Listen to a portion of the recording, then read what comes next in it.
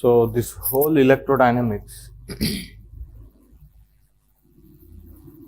is again, if you learn that vector calculus properly, you will never feel any difficulty. Okay, in whole electrodynamics, so you will feel that one. I mean, definitely most of the problem, it's all vector calculus only. That's why we have to invest considerable time on learning that vector calculus. Okay, not only vector algebra. So again, let me start with vector algebra. Obviously, you know most part of this vector algebra, but vector calculus. So I mean, understanding divergence, gradient, curl, and Stokes theorem, Green's theorem, surface integral, line integral, volume integral, coordinate geometry. So those are very important. I mean, the whole story is that one up to I think chapter. Let me up to your electrodynamics chapter. I mean, book name is electrodynamics. There is one chapter named as electrodynamics. Okay, up to that electrodynamics and radiations, potentials, and fields. So the whole story is vector calculus. So here and there, some conceptual thing will come actually. Most of them are mathematical. So now, let me start with vector analysis, chapter 1, and we need to invest much time on this one. Again, base. So chapter 1, and so considering vector analysis question, I mean, how to say, considering pure mathematical question, if you solve all problems from Griffiths, that is sufficient, okay? And then solve odd questions. So that is sufficient for what you call vector calculus, vector analysis, that part. So there may be pure mathematical question. Now this Griffiths first chapter is sufficient, okay? We covered almost all of them. And then you have to practice some more questions from old question paper, and or you can take Sham's outline. That's the best book to practice. Okay, yeah. So vector analysis. Now let me start with vector algebra.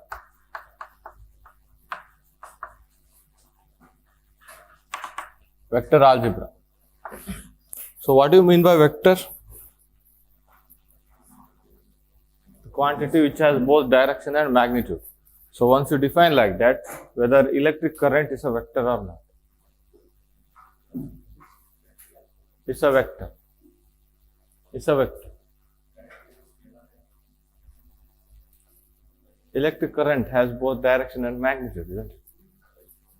Electric current. I'm talking about electric current.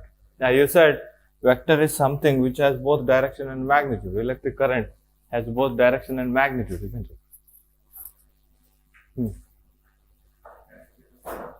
Current is a scalar, but it has a direction and magnitude, isn't it? Somewhere we do the mistake by defining vector which has only direction and magnitude, isn't it? So vector should be defined like it has a direction, it is a quantity which has a direction and magnitude, and it will follow some addition rules. Is that okay? Our electric current will not follow some addition rule. I hope you know this laws of addition. Okay, so let me make it very brief. So if you have a vector A here, if you have a vector B here, then take this B and put it here. Is that okay? B, and A plus B is this one. Am I right? This vector is equal to A plus B. You can call it as vector C. Vector C is equal to A plus B. Am I right? So now look at here. If you just change the B vector direction or A vector direction, this resultant will change. Am I right? Look at here.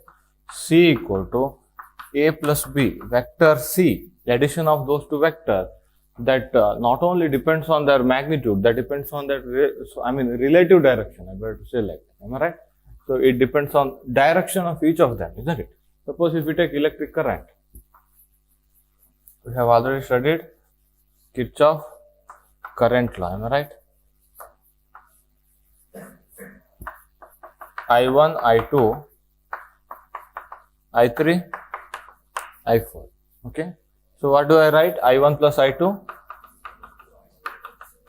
I3 plus I4, isn't it? Even if I bend those wires, then also the same rule is followed, isn't it? Are you getting my point? But if you just change the what you call orientation of any vector, the whole resultant will change. Am I right? Suppose let me say take this is the resultant of I1 plus I2, isn't it? Even if I bend those wires or something, so this rule will not change. Remember. So I mean that's why current is a scalar. It's not a vector. Okay. Or sometimes in electrodynamics we are going to take that one as a vector. Okay. So that's a different story. But actually it is a scalar. So now look at here. So you have to be very careful while defining the vector. Now onwards, you have to say vector is something which has both direction and magnitude. Along with that one, it will follow some addition rules and it will follow some transformation rules. So that I am going to discuss later. Is that okay? So it should follow some addition and transformation rule. So then only it is called as a vector. Is that okay? Yeah. Now, so I hope you know this one, triangular law of vector addition. I hope we have one more, am I right? So take this vector here, vector A. So take this vector B here. Now, what do you call? So make one parallelogram with these two as a side, and this is the also resultant, am I right? C is equal to A plus B. Isn't it? This is law of, what is that one? Parallelogram law of vector addition. Am I right? So again, two rules of adding vectors. Again, any quantity which are added like this, you can call them as a vector. Any quantity which are adding according to this rule, you can call them as a vector. Suppose if you have a mass, you say mass is a scalar. Am I right? You don't need any of this kind of rules to add them. M1 plus M2 is equal to resultant mass. Right? If you have 1 kg, 1 kg, 2 kg, isn't it? That's it. You don't have any rule of addition, remember, okay? So that's the very difference between, again, the same thing happens in case of current also, okay? Similar thing happens, isn't it? So it doesn't matter. I mean, direction doesn't matter in case of Kirchhoff current law, remember. The current is not a vector, but here, any quantity which follow these kind of rules, I mean addition rule, you can call them as a vector. Along with that one, okay, along with that one, they should follow some transformation rules. So actually I haven't touched that tensor part because there are very less application in the physics part. That's why I used to skip the tensor part usually. So there again we are going to take transformation and rules and all. Let me try that one. I mean if time permits, or time will not permit, isn't it? We have to get adjust to time, yeah.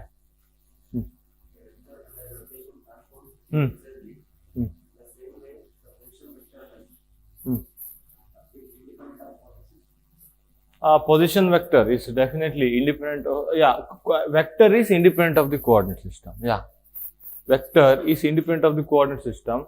We have to divide those vectors into two classes.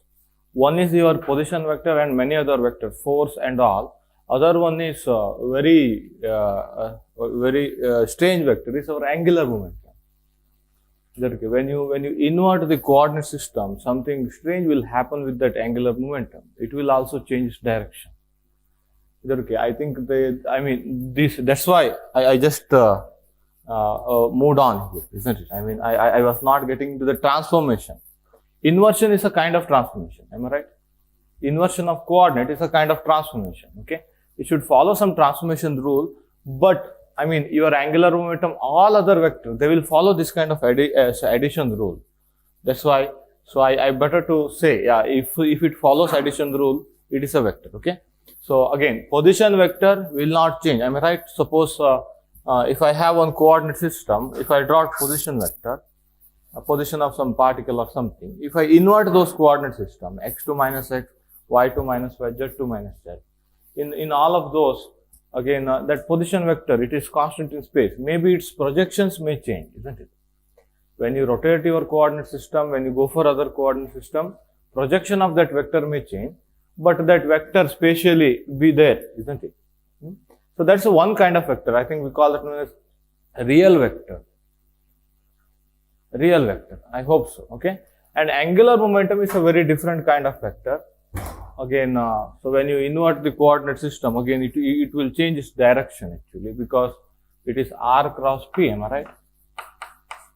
So this will have derivative, and something else will happen. This will also have dr by m into dr by dt. Am I right?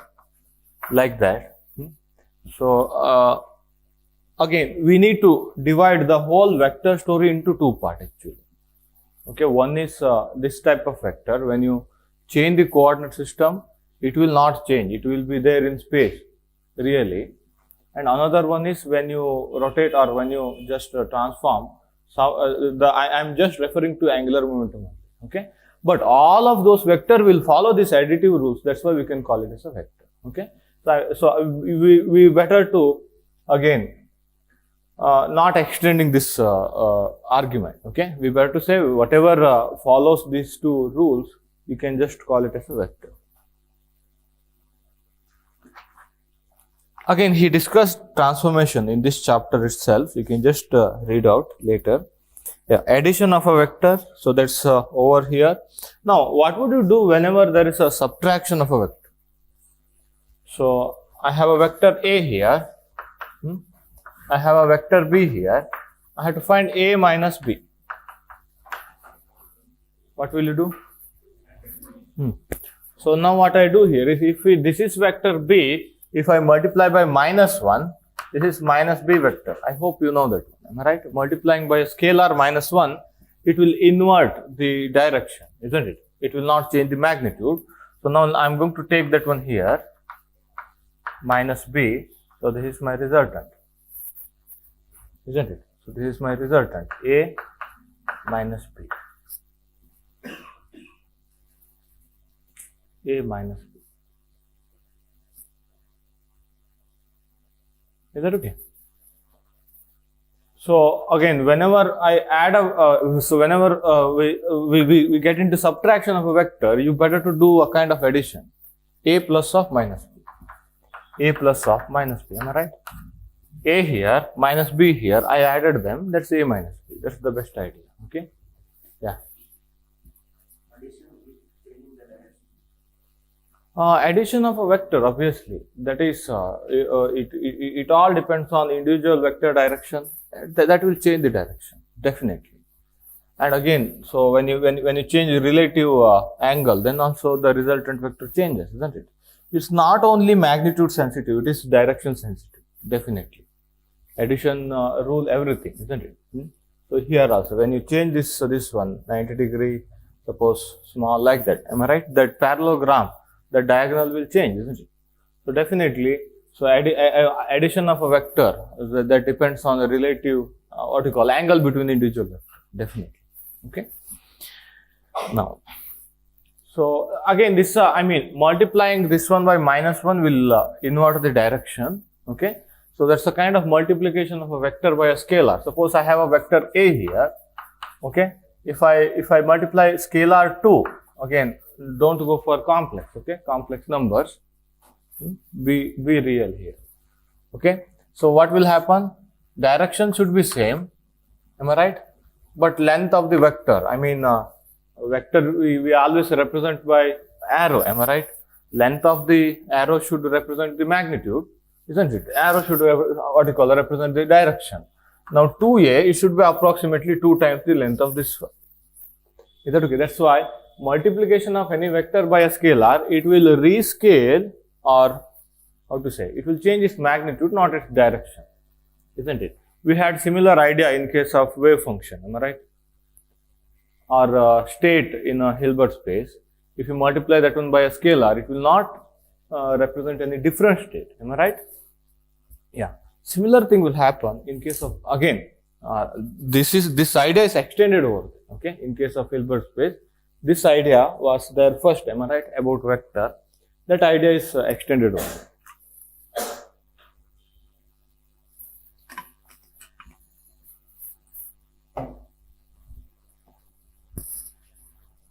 Now, so distributive over scalar multiplication, look at here, one more rule here, okay. So again, vector addition, multiplication by a scalar, a into a plus b, you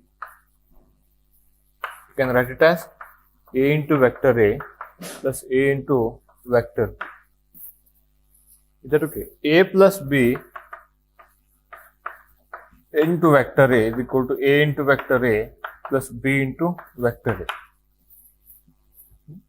So mathematician will take care of proofs, okay. I mean, obviously you can logically prove this one here on the board, but I'm not worried about much, okay. I'll take that as a rule here. So very next thing is, look at here, finding the, dot product.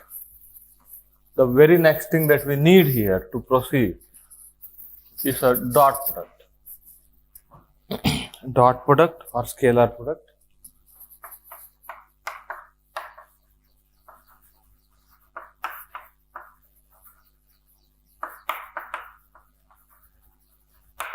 Don't say inner product, okay.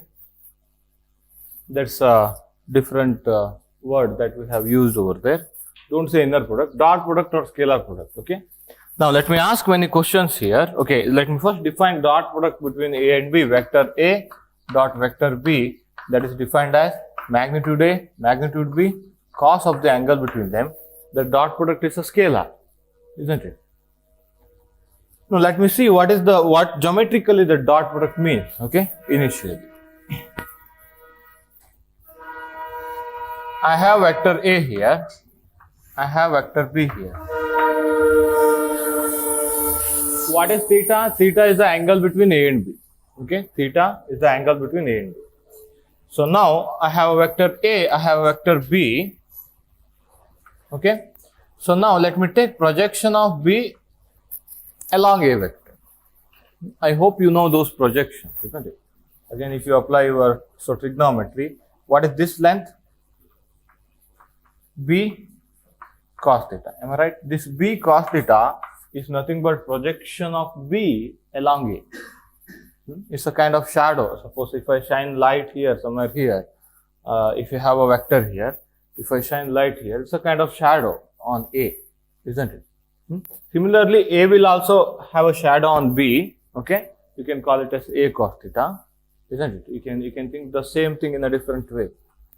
So you can just draw one perpendicular here. How to draw?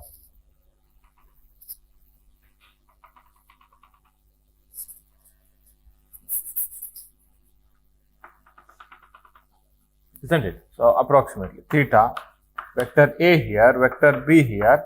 Now what is this length now? If this is 90 degree, what is this length? A cos theta, or just apply your trigonometry. Cos theta is equal to this side divided by this side, isn't it?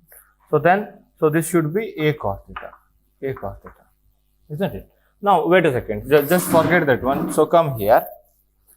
Now this is b cos theta. That b cos theta is multiplied by length of the a. That's it. Here I can't give much physical interpretation. I can just say what is that one, what exactly that one. In the application we can give much interpretation. Is that okay? So this b cos theta part is projection of b along a vector, Now that is multiplied with the length of a vector. That's it. Let me just close it here. Is that okay? Because I can't extend this argument. Again, what exactly it is, isn't it? Now, but one thing you should know, whenever you say b cos theta, now I need b cos theta, what will you do? You have a vector b. I need this length, what will you do? We need this idea later.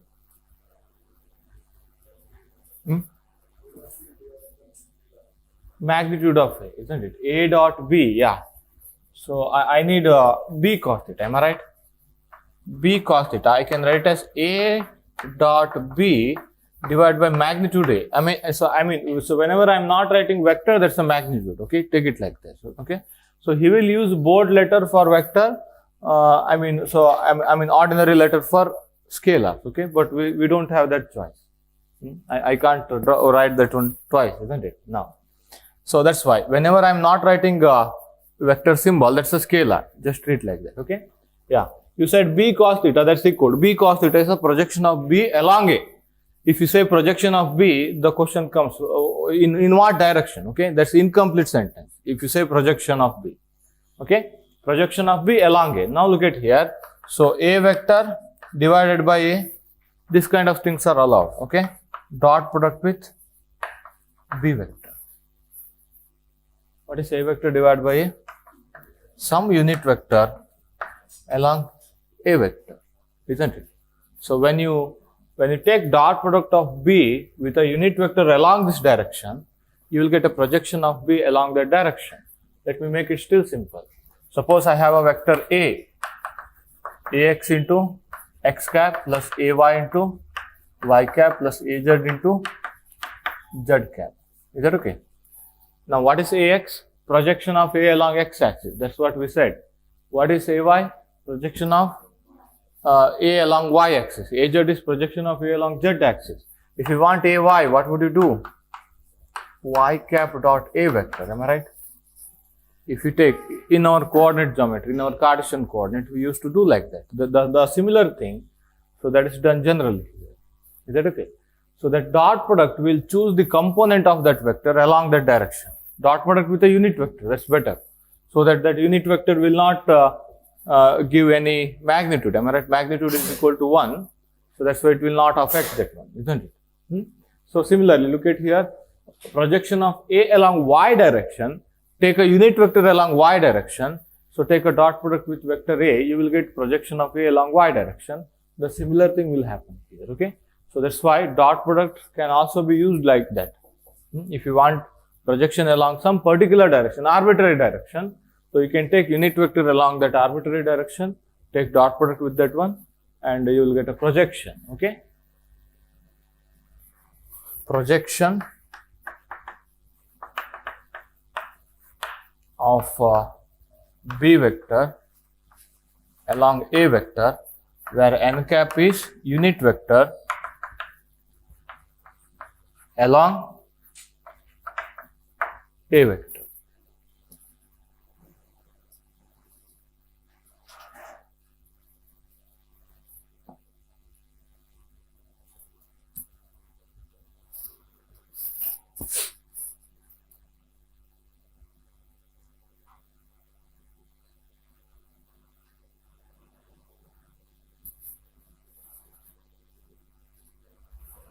Yeah, remind me while revising, we shall talk about that angular momentum vector, okay? And that is needed, I think, somewhere at the end of this story also. We have to discuss electric field, magnetic field, and all on parity inversion. Parity inversion means changing x by minus x, y by minus y, z by minus z. Okay. When we do that, what would happen to our various quantity? While discussing that one, let me discuss angular momentum. Angular momentum is also in that story, am I right? So last time I shared one Wikipedia page, isn't it? There he has given when time is reversed, when space inverted, like that, isn't it? He has given all of them. So while doing that one, remind me, let me show how those angular momentum vector work. Okay, that's a different class of vector. So now here we shall restrict ourselves to again electrodynamics. Okay, now look at here. So once you understand what this dot product does, obviously, so this same idea we have used in linear algebra in our quantum mechanics. Am I right? Inner product, projection of one another, like that. Now let me just proceed here. Once you have a dot product, now you have to define some rules. Again, just see the book. Okay, A dot B is equal to B dot A. So I mean, that's a real quantity. Am I right? A dot B is equal to B dot A. It doesn't matter. A dot B, AB cos theta, you can write as BA cos theta. According to your convenience, you can write as B dot A, isn't it? It is commutative. We say dot product is commutative. So next one is distributive. A dot B plus C. Am I right? That's equal to A dot B plus A dot C. Am I right? These are the rules that you can list out. Then This is also very important. Okay, again we have to use that one very frequently. Okay, so let me just discuss. A dot A, what is this one? Mod A into cos 0. I mean, angle with itself is 0, isn't it? So that's why A square, magnitude A square. Is that okay? Now look at here. Whenever I need a magnitude of a vector, I'm going to take dot product with itself. Let me call this one as dot product with itself. Is that okay? Whenever I need magnitude, so magnitude of A is equal to root of dot product with itself. Do you remember sometimes mathematically this is called as norm of a vector? Square root of inner product with itself. We call that one as a norm. Somewhere I mentioned, not discuss much. Okay, length of a vector can also be written like this, isn't it? We prefer this one many times. Okay, I mean you can go for this one when you know the angle between them, or when you know this kind of representation. Okay, yeah, we shall discuss problems. Now, if A and B are perpendicular, then A dot B equal to 0. Am I right? If A and B are not null vectors, still A dot B equal to 0 means A and B are perpendicular. Isn't it? Null vector means, let me ask one question. What is the direction of null vector? Arbitrary. But you said vector is a quantity which has both direction and magnitude, isn't it? But not null vector, isn't it? Then why we define null vector? Why we define null vector? So 5 apple plus 4 apple is equal to 9 apple. Am I right? You can't say 5 apple plus 4 bananas equal to 9 apple, isn't it? So again, A vector minus A vector, what should I write? I should not write scalar 0. Are you getting my point? Those are different quantities, scalar and vector. So to overcome that mathematical ambiguity, we define null vector. Are you getting my point? If you are adding or subtracting two vectors, whatever you write, that should be vector, isn't it? Apple plus apple equal to apple, like that, isn't it? You can't write something else.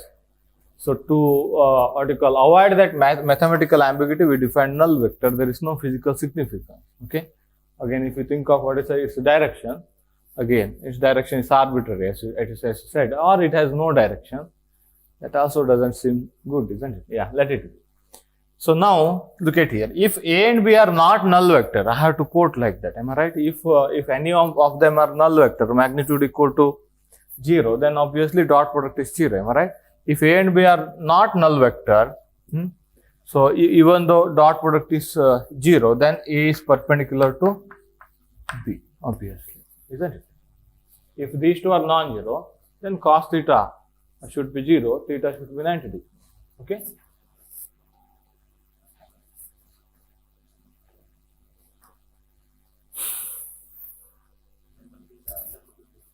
Which one? Isotropic. Why you said isotropic? Isotropic direction. Isotropic. Iso word means same. Yeah. Isotropic direction. Isotropic direction. I mean, it is same in all directions. No, not like that. Isotropic, the word we have used somewhere else. Okay, I mean, maybe. But again, so obviously the definition of that null vector, it is here only.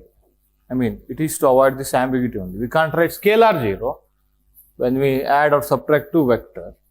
That's why we have to define that one. We have no other choice. Again, in case of cross product, again we are getting into the same thing. Okay, we need a null vector. Sometimes cross product equal to, we can't write it as 0. Am I right? Yeah. Again, let me come to that. Okay.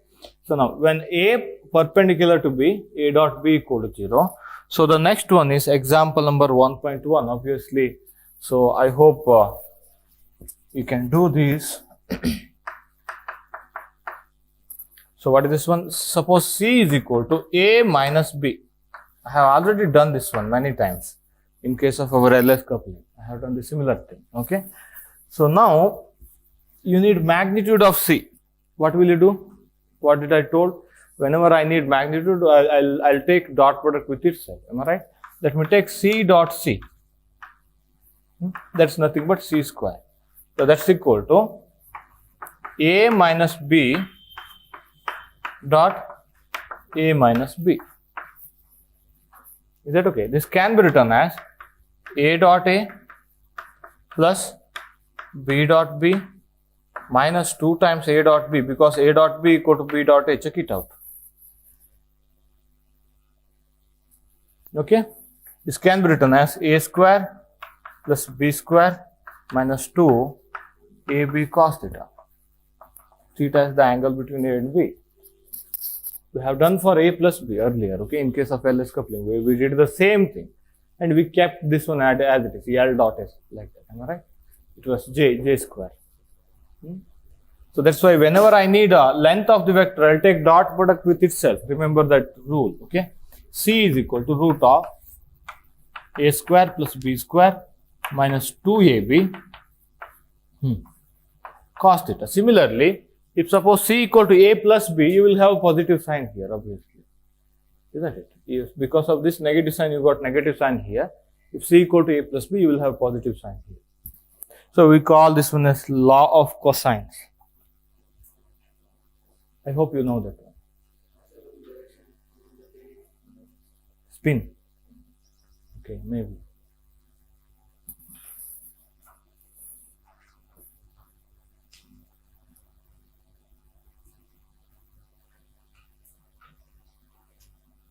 So cross product of two vectors.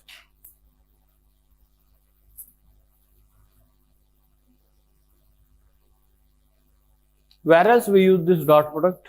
Any idea? Yeah, application. Again, before getting into cross product.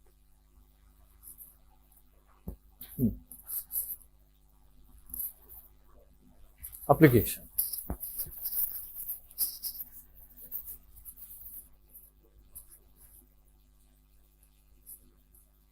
Work is defined as force into displacement, that you know already. So tell me something you don't know. Another question: how do you tell something which you don't know? Now again, your flux, electric flux, it is defined as electric field into area vector. Okay, there's a dot product between electric field and area vector. Let me interpret that one later. Okay, so we will be better to proceed here. That electric flux is a quantity which is proportional to number of field lines passing through an area. If that area held parallel to those field lines, then those field lines will grazes them. Am I right? Suppose if you have a field line horizontally, if you held your area like this, not much field line or no field line will pass through that one, through that area, isn't it? When you held that area like this, so then maximum number of field lines will pass through that one. Now we are going to define one area vector. That area vector is a vector which is perpendicular to area. Okay? You can't see that area vector when you see any surface. That's our choice again. That's our imagination. So mathematical construction. If you construct one area vector which is perpendicular to that area, that if you take dot product between them, then, so again I better to say, you can just give, suppose. So let me say I have I have a light here. Suppose that light will send light rays. Okay. If I held this area like this, then what would happen? A maximum number of light rays are passing through this one. Am I right? If I held like this, then minimum no light rays are passing through this one. Let me say light rays are vertically downward. Is that okay? They are grazing them. They are not passing through that one. So number of light rays passing through this area, so planar area, suppose, that is what you call, so that is so that depends on the orientation, am I right? Or that depends on the orientation of this area. So I mean a kind of relative orientation, I better say like that, isn't it? So now what I do here is, now I am going to construct one area vector like this. Is that okay? Area vector which is perpendicular to the area. Okay. So now what would happen here is, when I keep the so when I keep this one like this, now look at here, area vector and your light ray have the same direction, cos 0 is maximum, am I right? your dot product is maximum, obviously that proportional to area also. That should proportional to magnitude also. So area vector, so whose direction is perpendicular to area, magnitude is area, okay? Magnitude is area itself. That's why, again, obviously that is proportional to area. Now, look at here, when you held it like this, your area vector and your field or light ray, whatever, both are in the same direction, cos 0, that is maximum. When you held it like this, now look at here, your area vector, which is perpendicular to the surface, that is perpendicular to light ray. So then there is no flux or no light rays which are passing through that one, isn't it? So again, in that case, that dot product should be 0. The dot product will take care of how many field lines which are passing through, or we have to be able to say like that. Flux is a measure of, we can't count, isn't it? You can't count how many light rays. If you have a concept of electric field, you can't count how many electric fields, am I right? So you can't see them. So you can talk about proportionality. Is that okay? So now that's why electric flux through an area, again, so it is a dot product of electric field and area vector. If suppose area is not planar, you have to write this one as E dot dA. If area is not planar, so then you have to divide that area into small areas which are approximately planar, and you have to take dot product, then you have to integrate. We call it a surface integral. Let me come to that point, okay? So that is the main application here throughout this story. Dot product is a measure of dot product between electric field and area vector. That's a measure of how many electric field, so piercing the surface. I better say piercing the surface.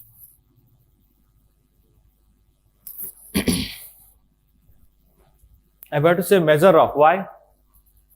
We can't count exactly. We can't say how many electric fields passing through that area. So we can't see that. Yeah. The question.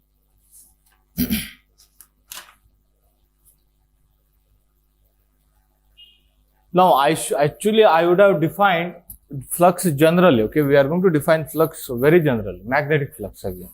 Electric flux through the area. I can define magnetic flux through the area. Am I right?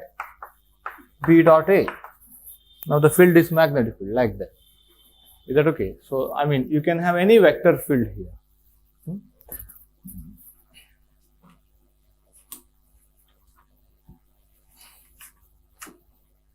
Next one is cross product. Cross product.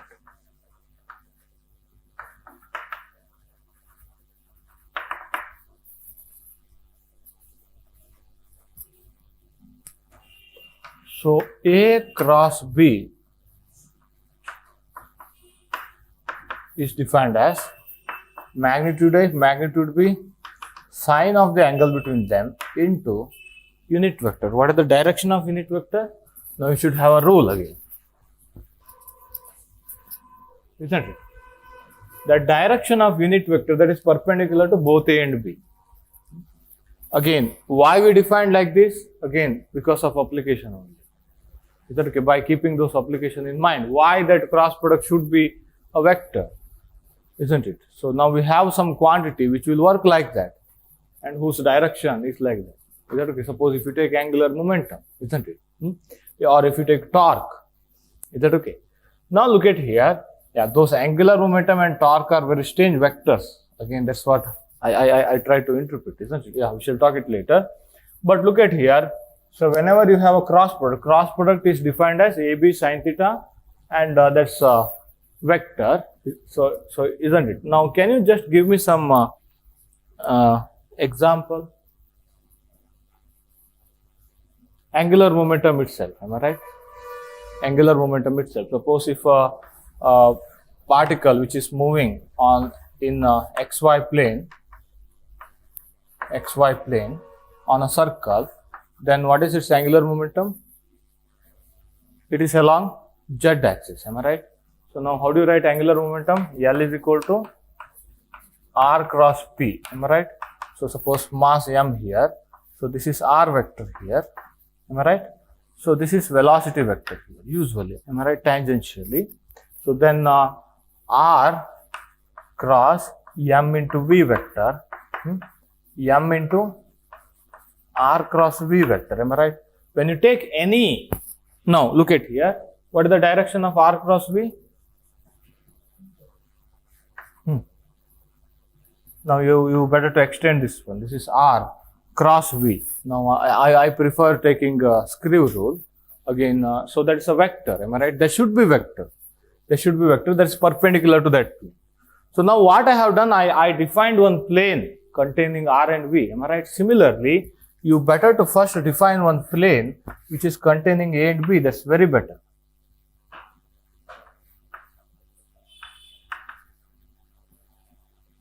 Okay. Yeah, right.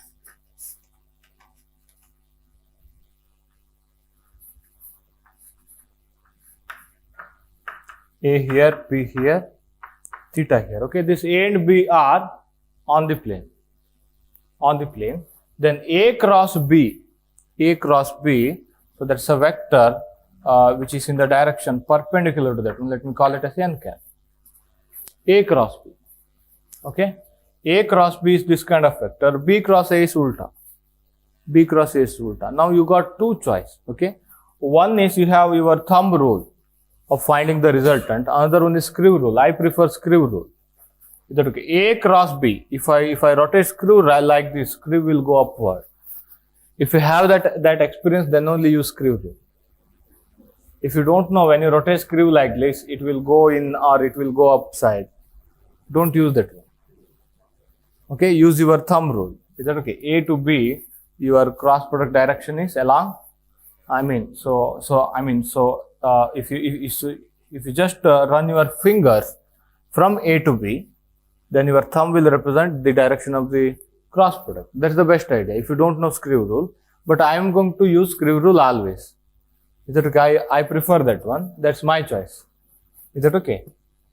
A cross B, I'll just do like this. Is that okay? When I rotate screw like this, it will go up actually. It will go in or something. Is that okay? But when I rotate screw like this, it will definitely go down. That's what I feel. Is that okay? If you haven't worked with those screw, nut or bolt, don't use that one. Okay? So then, according to thumb rule, B cross A. So run your finger from B to A. Then your thumb will represent the direction of the result. Not resultant, cross product. Direction of the cross product. Okay. So now cross product is a vector which is always perpendicular to the plane containing two vectors. Now one thing you should imagine, whenever you have two vectors, okay, whenever you have two vectors, you can construct a plane using that one, isn't it? Suppose you may say, yeah, so these two, if I say these two vectors are like this, you may say, yeah, they are on the plane. So now you may ask, what will happen like this when I do like this? Now again keep it like this. I'm going to hold a plane like this, isn't it? I can make a plane out of any two vectors. You can construct a plane.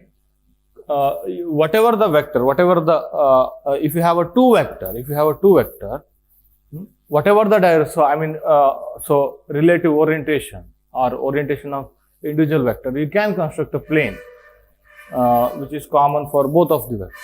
Okay, you can construct a plane containing those two vectors, and the cross product is always perpendicular to plane of those two vectors, plane containing those two vectors.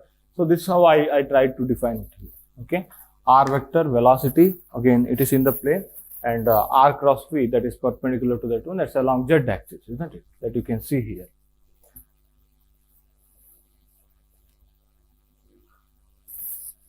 Yeah, any question?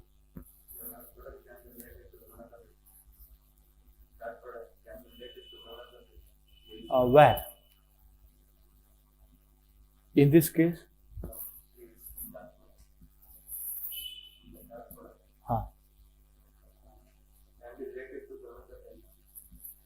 You have to talk very generally. Dot product means, okay, we inner product, we defined that one for chronicle data. That's only for orthogonal vectors, isn't it? If you have x cap, y cap, z cap, you can do like that, isn't it? X dot x cap is 1, x dot y cap equal to 0. Okay. So that chronicle delta symbol, whatever you can use, that's only for orthogonal vector. So that's why in our quantum mechanics, first we usually have orthogonal vector, isn't it? Our functions, wave functions, so they were all orthogonal. That orthogonality we defined in a different way by integral, psi star phi like that, isn't it? So only when they are orthogonal you can discuss Kronecker delta, isn't it? So I mean be general here, okay? Be general. So you can construct a plane using any two vector, and cross product is always perpendicular to that plane. Again, A cross B, you can take your so thumb rule, right hand thumb rule, A to B. I hope all of you are right hand. Is that okay? Don't take by mistake left hand. And so anyone who is writing in left hand? Okay, so then be careful, okay? Yeah. So A cross B, am I right? A to B. So run your finger from A to B. So then your thumb will represent the A cross B direction. So run your finger from B to A. Then your thumb will represent B cross A direction. That's why we write A cross B is equal to minus B cross A. That's another rule. A cross B is equal to minus B cross A. It's not commutative, obviously. It's not commutative.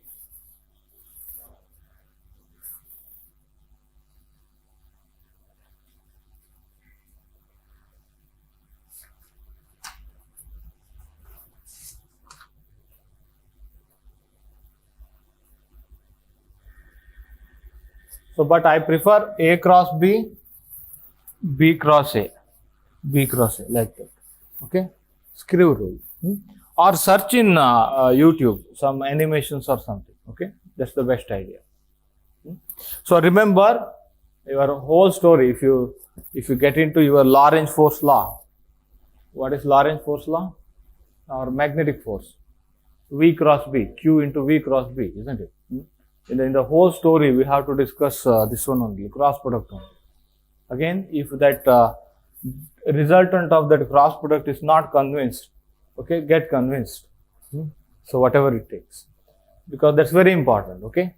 So Lorentz force law, again, your motional EMF, whatever we discuss later, everything should be by cross product only. Okay.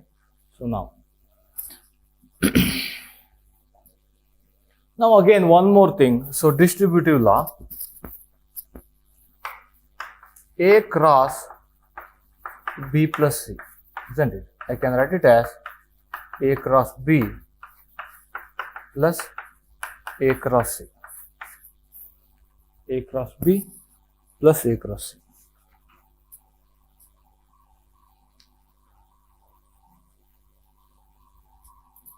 But it's not associative. I mean, yeah, because this is a distributive, am I right? But it's not commutative. It will not follow commutative law. A cross B is equal to minus B cross A. Is that okay? That's a rule, okay? That's a rule.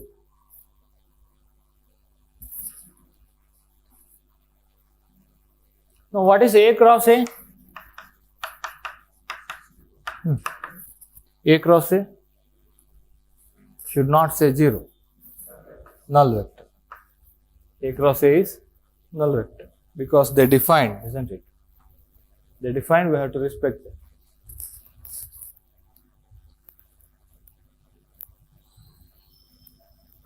Now he has given a couple of problems, just see that one. Now I need geometrical interpretation of A cross B. I have A here, I have B here. I need what is A cross B? Magnitude, okay? Direction we got. What does that magnitude means? Am I right? Just like we have taken the interpretation of A dot. Now let me make a parallelogram with this one. Okay? Parallelogram using this one, theta. So now what is this height now? Yeah, magnitude of A cross B is nothing but A, B sin theta. Am I right? What is B sin theta? So this is B cos theta. This height is B sin theta. Am I right? This height is B sin theta. Now that B sin theta is multiplied with A. or A multiplied with B sin theta. That is the area of trapezium, am I right? A parallelogram is a type of trapezium, special case of trapezium, am I right? How do you find area of the trapezium? So base into height, isn't it? What is base? Area. What is base? Length of A vector, am I right? So what is height? B sin theta, am I right? This is B sin theta. So base into height, that's your area of the trapezium. I hope you know that one. So that's why. So this is again, this is not trapezium. This is parallelogram. Now that's equal to area of the parallelogram whose side is A and B. Isn't it? Geometrically, mod A cross B is area of the parallelogram. Area of the parallelogram. Area of the parallelogram generated by A and B.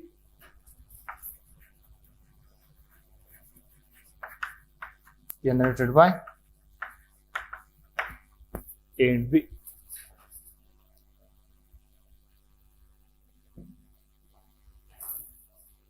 Area of the parallelogram generated by A and B, look at here. Now we can make use of this one, am I right? Whether two vectors are collinear or not. Collinear means same direction or not, am I right? Whenever vectors have the same direction, you can if you try to construct a parallelogram, it will not have any area, isn't it? You can think like that, or you can think like that also. Whenever two vectors are collinear, A cross B, two non-zero vectors, okay? Two non-zero vectors. If cross product is 0, then you can say they are. If this is not 0, this is not 0, this is a unit vector, this cannot be 0, okay? If this is not 0, this is not 0, then this should be 0 when theta equal to 0, okay?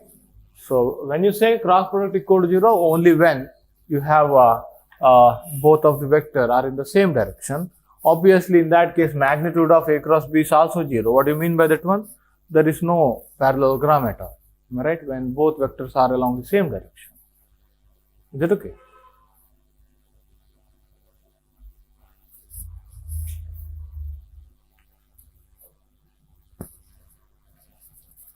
Again, a little bit this vector algebra will come in the beginning of crystallography, okay? We shall discuss that one, this cross product to define a reciprocal vectors.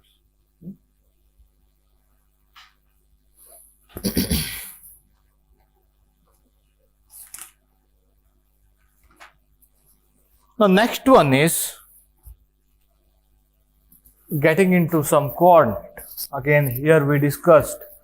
Here, I haven't talked about any coordinate, am I right? I discussed each and everything very independently. Now, let me go for a coordinate, okay?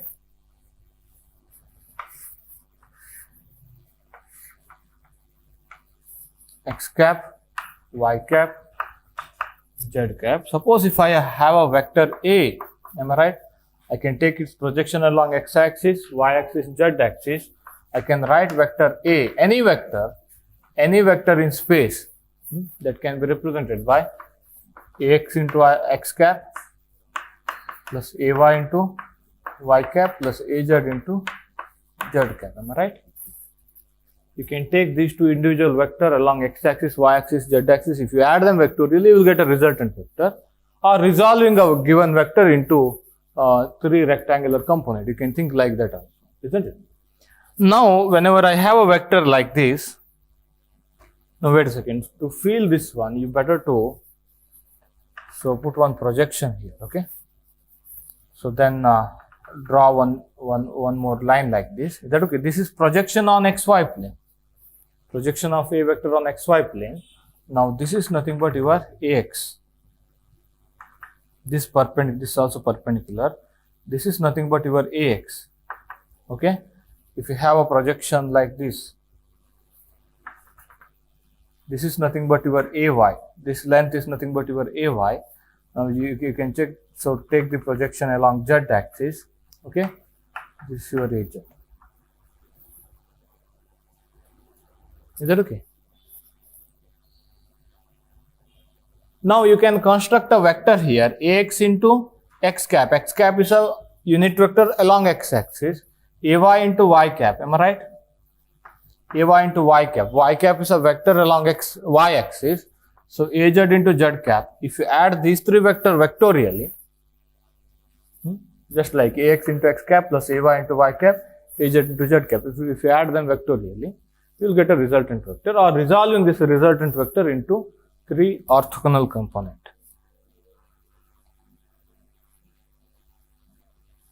Isn't it? So similarly, let me represent a vector bx into x cap plus by into y cap plus bz into z cap. Is that okay? We can represent a vector by collecting its component along respective axis. Am I right? So why? That will be very helpful while adding, while subtracting and all. Am I right? Suppose if you want to add a plus b, what would happen? Components are adding. Am I right? We have seen in quantum mechanics. So ax plus bx into x cap plus ay plus by into y cap plus az plus bz into z cap. When you add any two vector, components are getting added. That's why that component form, that's very helpful, isn't it? Sometimes we write the vector a like ax, ay, az. Am I right? That vector a is represented by collecting its component sometimes, isn't it? So vector b is written like this: bx, by, bz. Sometimes we represent them by a column vector by collecting this component. Am I right? Vector, isn't it? That's we have done in quantum mechanics. Again, if you want a minus b, if you put negative sign here in between, that's over, isn't it? So that's why when you add any two vector, components are getting added, isn't it? So that's why component form is very important. Okay, very helpful. Now, if you multiply a vector by a scalar a, that means multiplying each of its component by a scalar a.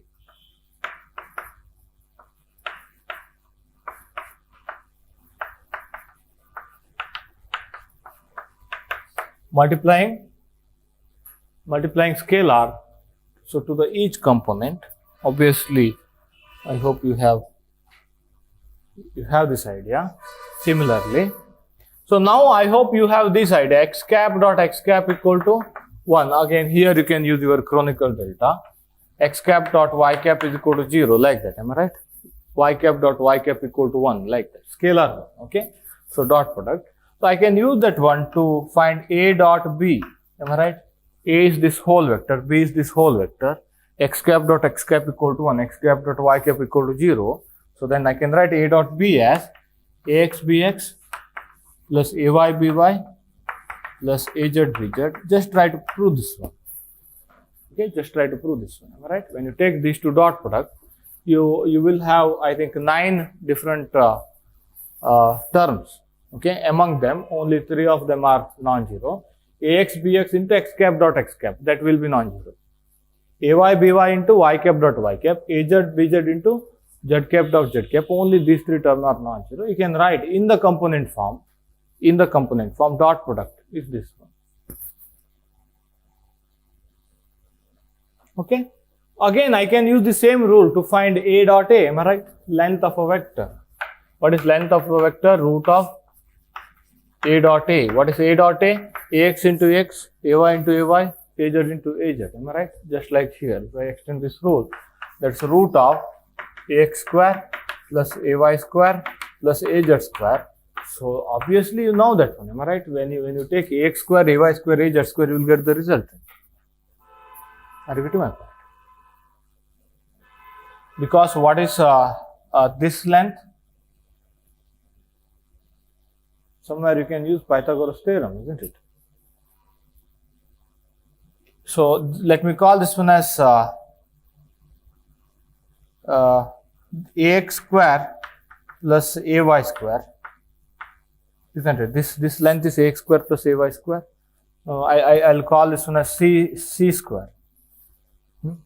Now c square plus this square, there should be this one. You can imagine one plane here, plane containing z cap and this one. You can imagine one plane containing these. Is that okay? Again, you can use Pythagoras theorem. Obviously, this is true, isn't it? A equal to root of ax square plus ay square plus az square.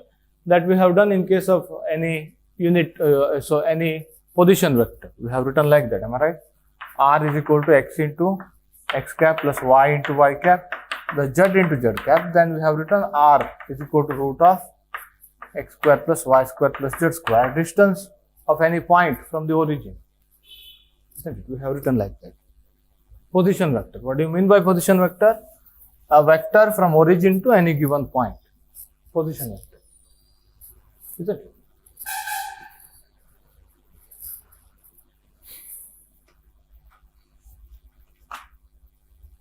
Now again, once you have written those things in the coordinate form, A cross B. Now look at here. Your coordinate axis should be drawn so that you should follow that cross product rule.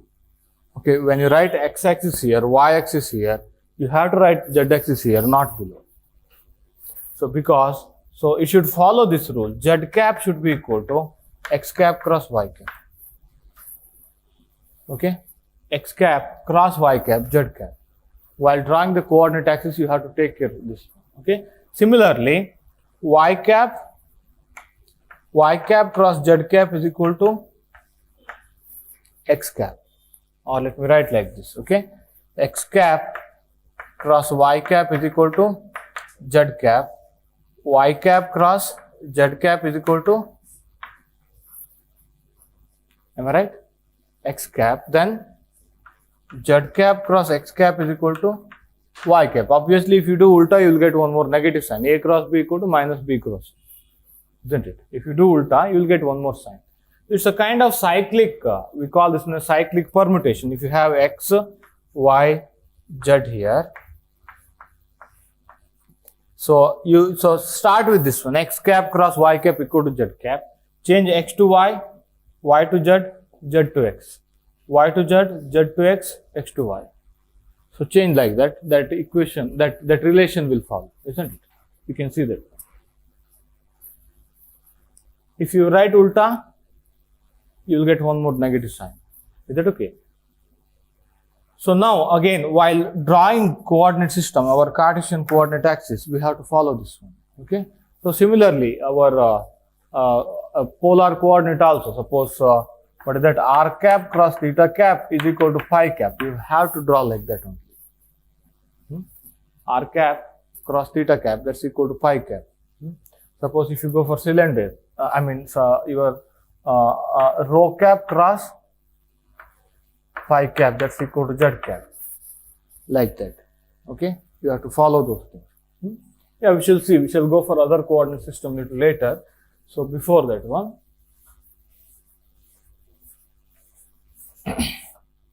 now I can define A cross B similar way. Am I right?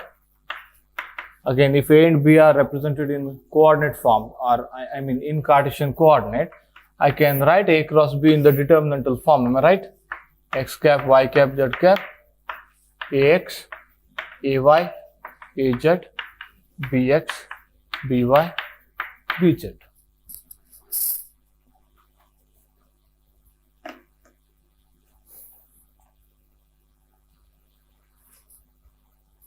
Remember, now once you write in the determinantal form, now if you write B cross A, what is B cross A? Look at here. X cap, y cap, z cap, bx, by, bz, ax, ay, az. What would happen if you interchange any two rows or column? Determinant will change the sign. Now its property becomes property of determinant, isn't it? So what would happen? One is constant multiple of other. Then also it is 0. What do you mean by one is constant multiple of other? Those vectors are collinear. Am I right? One vector you can write as some scalar multiple of other. So now that becomes property of determinant. Is that okay? Yeah, speak up. Yeah, here you can use that one. But I'll avoid, because again, we will not go beyond that 3 dimension. So better not to make it lengthy. But If they ask any question in exam, now you have to carefully handle that. Are you getting my point? In that symbol, they can ask question. Is that okay? In the epsilon ijk symbol, they can ask question. Okay. Yeah, somewhere he also not discussing those things. Later he will discuss. Okay, usually whenever we need, we shall give that notation. For this one, am I right? He's talking about this one. Yeah, for what you call for a clockwise permutation, you can take that one as +1 like that. So we can define like that, isn't it?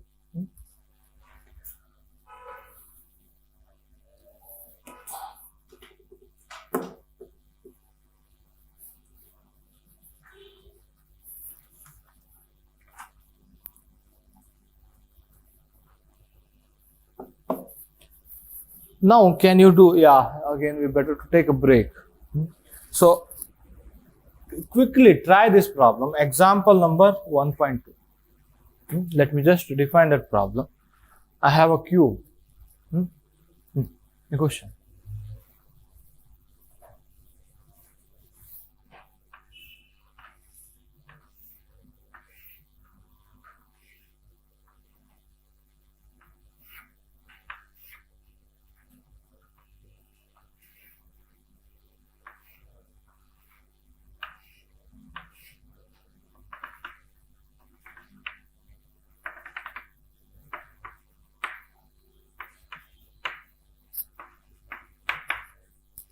Okay, I have a cube like this. I have two vector. One vector is here, A vector, okay. Vector A is like this. Vector A is like this.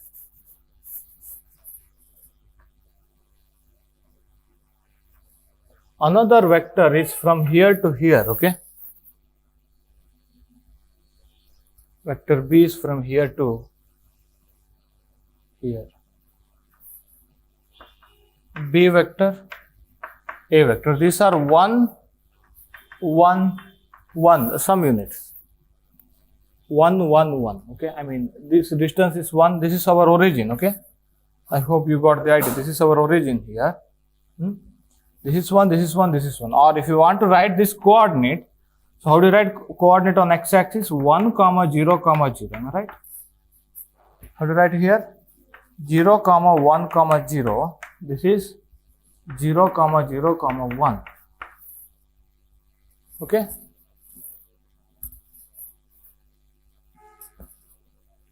Now look at here. That vector A is on xz plane. Vector B is on yz plane. Can you imagine?